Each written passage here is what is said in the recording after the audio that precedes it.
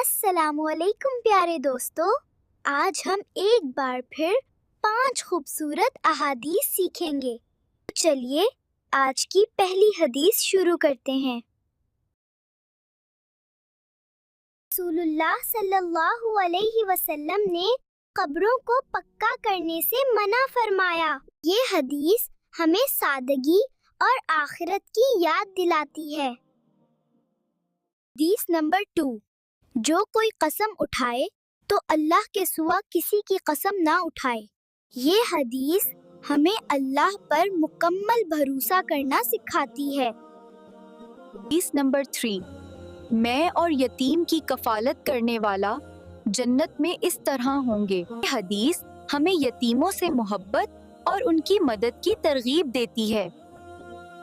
حدیث نمبر 4، اللہ تعالیٰ اس شخص پر لعنت کرتا ہے جو والدین پر لعنت کرتا ہے۔ یہ حدیث ہمیں والدین کا ادب اور احترام سکھاتی ہے۔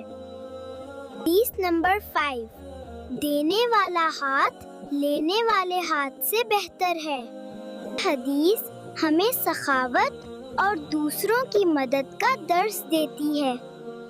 آج کے لیے بس اتنا ہی، کل پھر ملیں گے 5 نئی احادیث کے ساتھ انشاءاللہ۔